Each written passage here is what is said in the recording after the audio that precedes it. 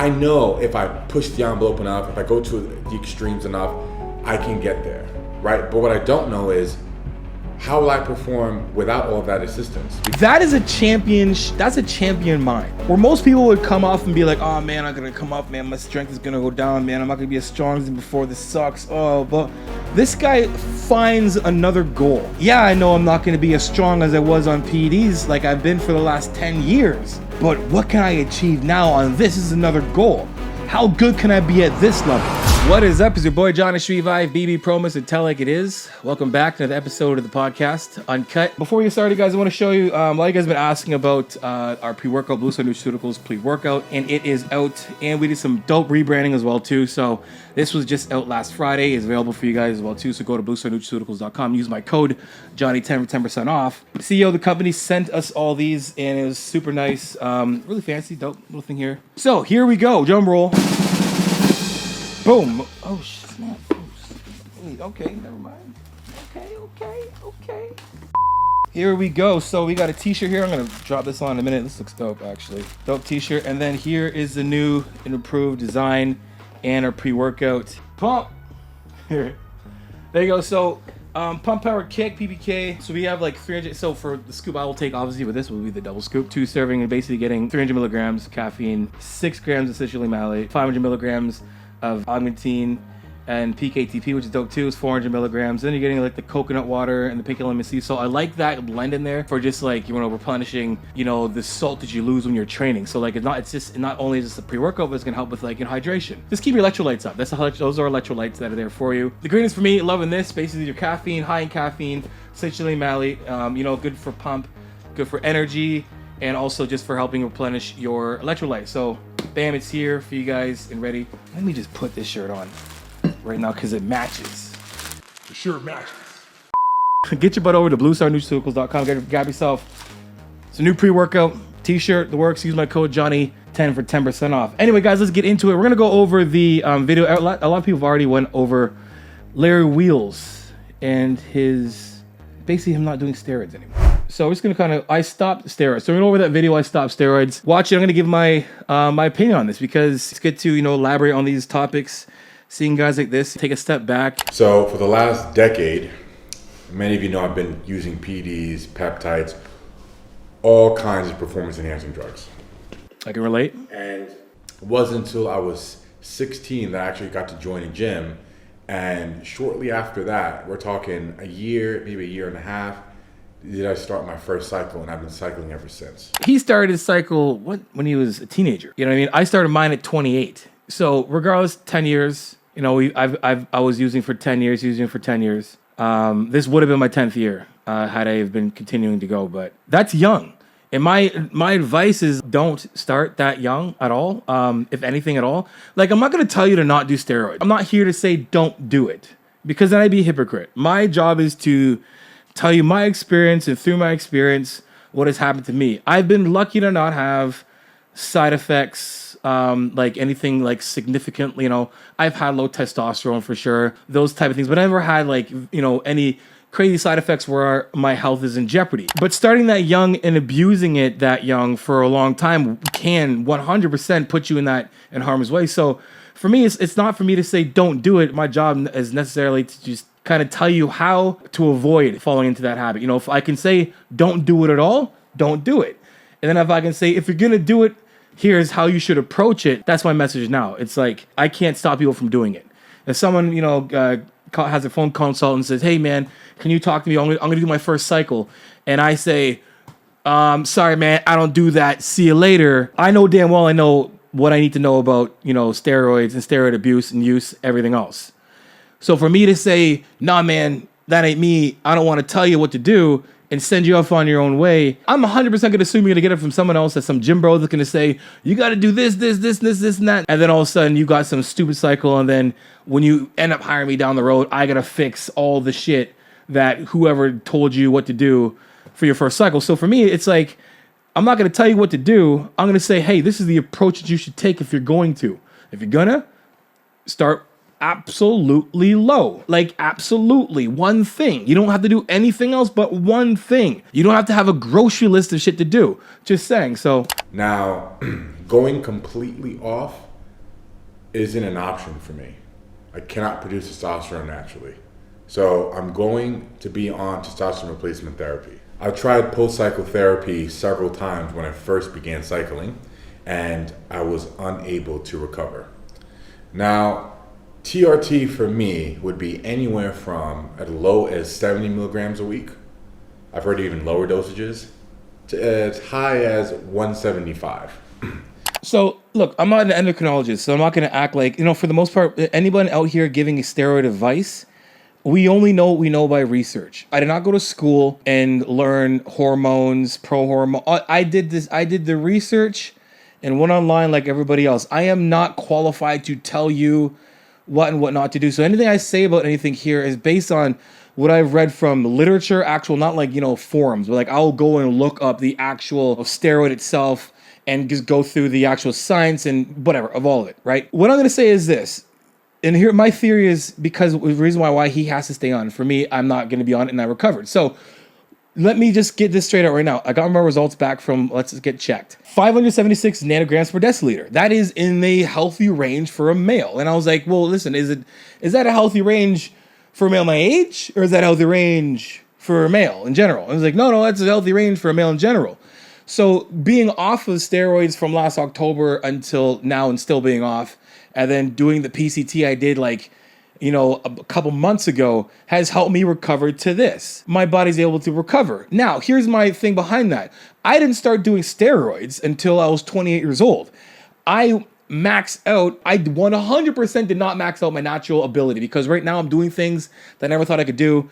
Not being on it at my age. So had I have waited longer and maybe have been into a different sport or something else to challenge my athletic ability and my strength, maybe so, I would have found out and maxed it out, but I definitely didn't. But my body was able to go through its proper cycle of growth in terms of like being a teenager, being an adolescent, and then, being a young adult, and then, being like where I am now, right? So my body has been able to develop with its own testosterone and do a lot of remarkable things on its own without the help of exogenous testosterone. For him, starting out so young, like I tell people most of the time, I'm like, guys, avoid doing anything. At least to your like late 20s. Like that's just my experience. At least let your body do its natural thing on its own before you to make things pretty basic for you to understand. When you use testosterone, your body's regular testosterone realizes that, hey guys, we're getting testosterone from somewhere else that's not ours. So let's just stop producing as much as we need because we're getting a good amount. And for the most part, who people are using steroids, they're like, hey, beginner cycles 500 milligrams, intermediates 500 to 750, and advanced is a gram. So beginners are starting at 500 milligrams. Dude, trust me, 500 milligrams of testosterone is a lot. So you understand when people get shut down is because not the fact that they're just, taking exogenous steroids, but the amount they're starting off to do. So like your body's not like, remember, our body's going to self-regulate itself. Like our bodies are so, incredible. They will do everything it needs to do to survive. So when it realizes there's something off, it's going to find a way to regulate it. So it's like, hey man, here's our natural testosterone on a, day-to-day, just hovering around, blah, blah, blah. All of a sudden it's like, here comes some new steroids. Boink. It's like, whoa, hey, whoa, check, hey, chill out, whoa, what's going on here? And it's like, hey, chill, well, you don't got to make any of this. There's so much over here. So they're like, all right, I'm done. It's like, hey guys, see you later. You go and, you take care of it. I'm going to take a day off. You want to come here and work and shit, I'm out of here. It's peace. And then leaves. Because there's a bunch more that is, introduced in the body that's being, introduced from, exogenous, whatever, right? And then your body's like, I don't need to produce this shit. It's coming in at a mass amount of rate anyway. What's the point of me being on?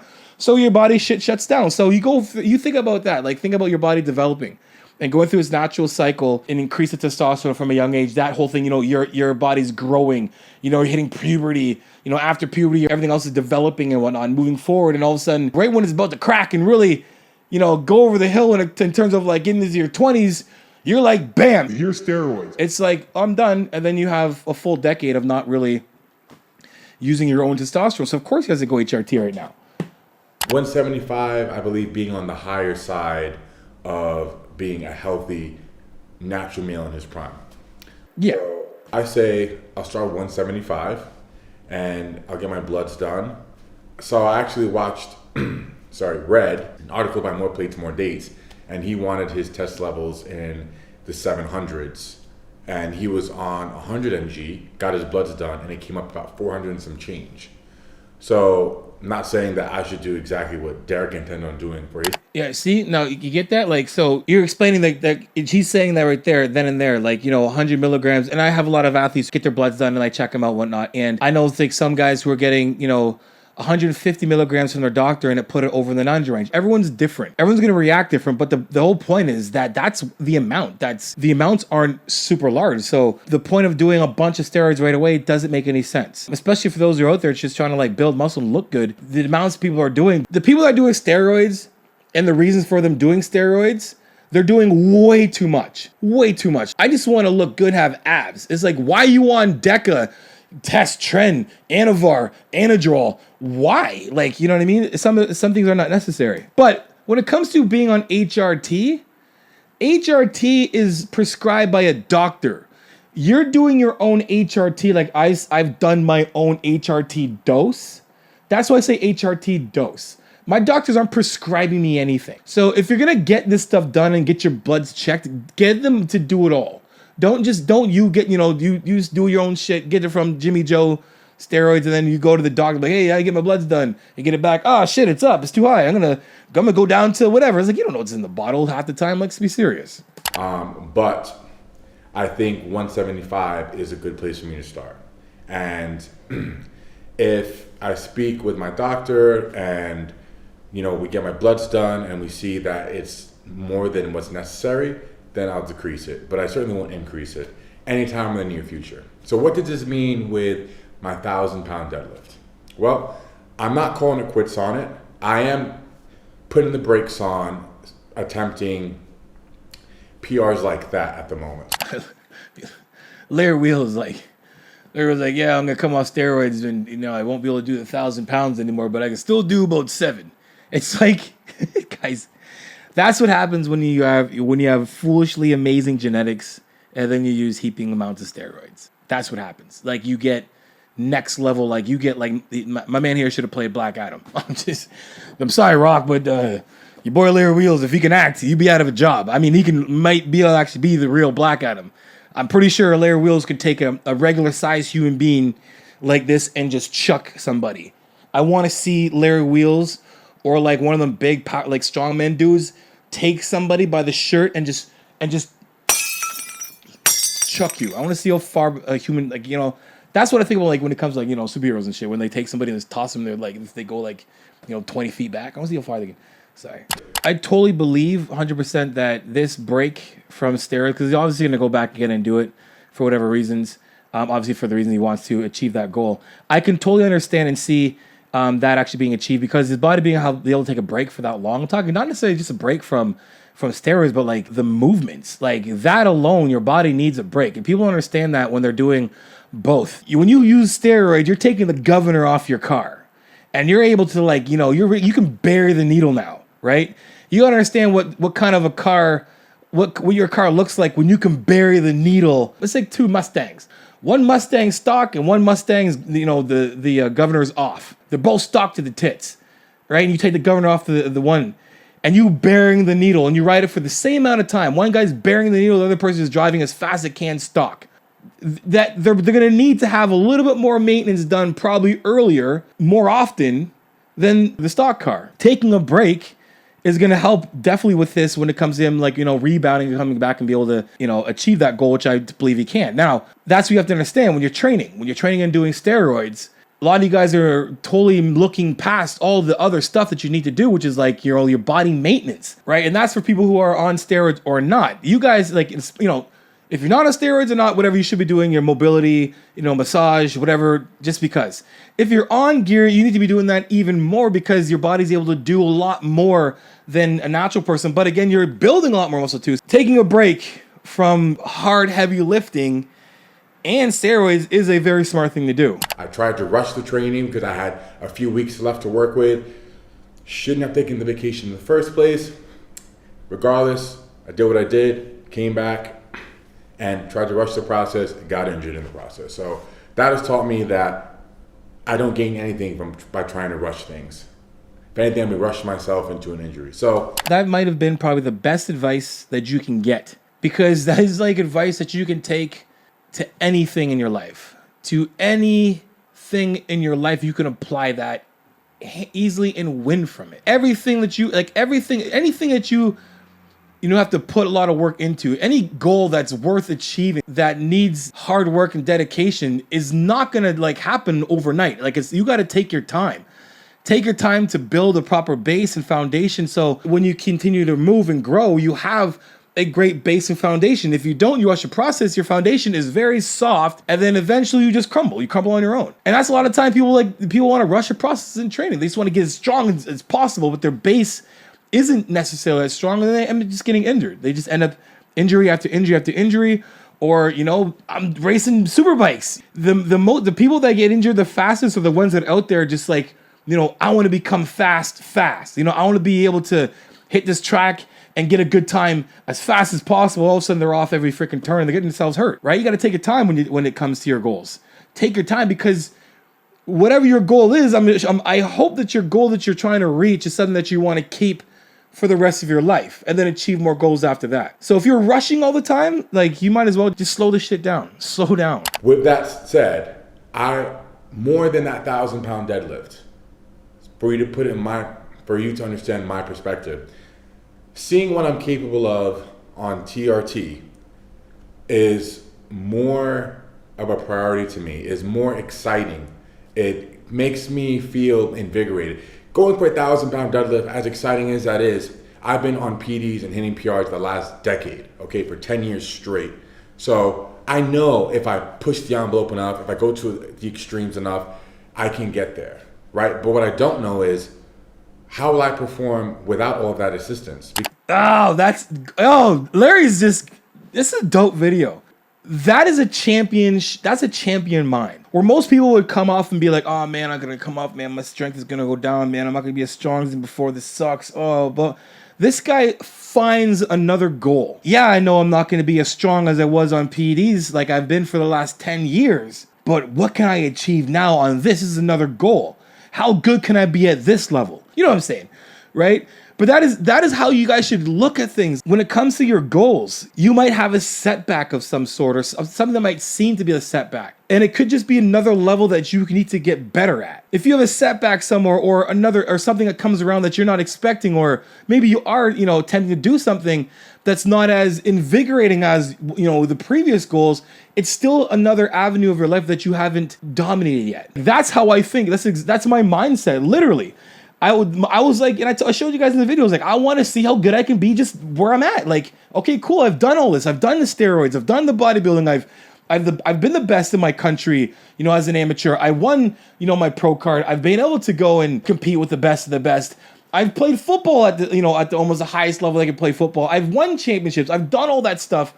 What can I do now at this level? Where I'm at now in my life? I'm 39 years old. What can I do now in my life now that is exciting? I'm gonna try and do more things. As long as I can breathe, I'm going to challenge myself to new feats over and over and over and over again. That's life. I think that's the most exciting part about life. We'll never be the best at everything, but we can always try. There's a saying, I've told you guys this before, but the phrase, jack of all trades, master of none. The actual full verse is, jack of all trades, master of none, but often not being a jack of all trades is better than being a master of one.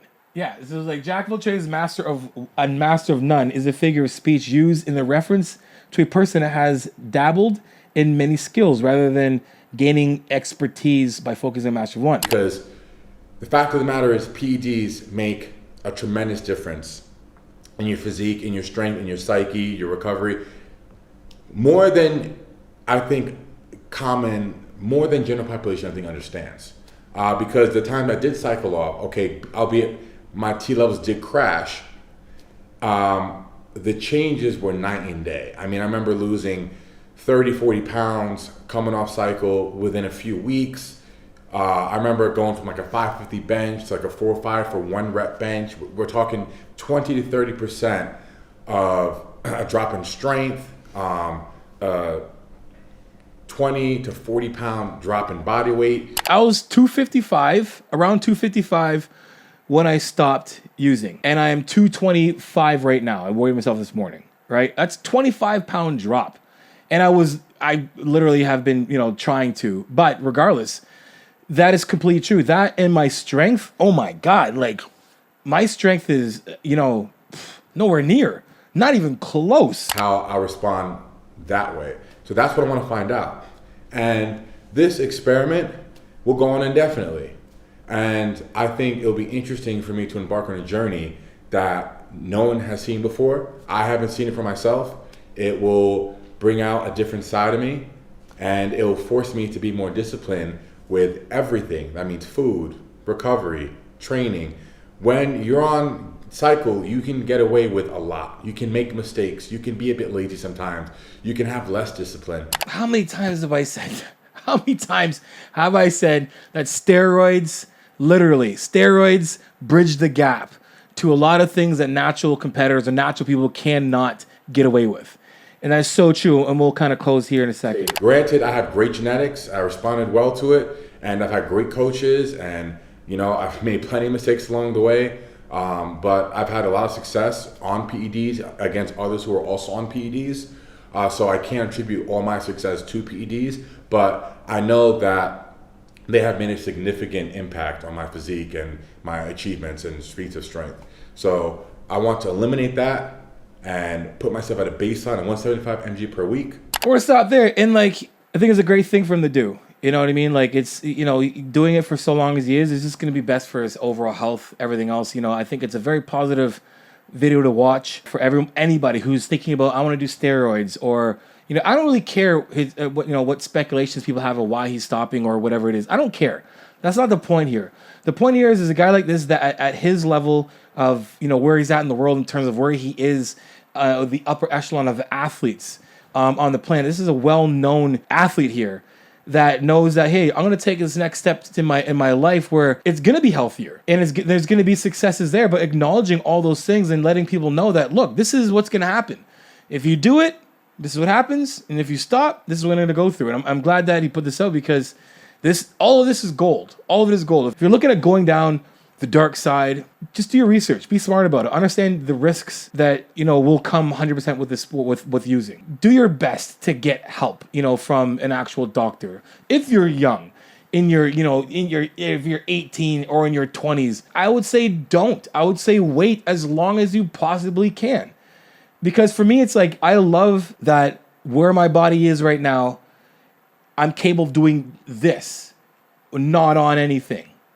And that is exciting for me to see how much further I can go with my physique in terms of what I can actually do. It's about health and fitness when it comes down to it. Health and wellness. Training right now is setting yourself up to be successful and healthy down the road when you're going to need it the most. And people don't understand. People don't think about that. They think about all the gains now looking good. There's nothing wrong with looking good naked, man. There's nothing wrong with that at all. There's nothing wrong with wanting to look great right now.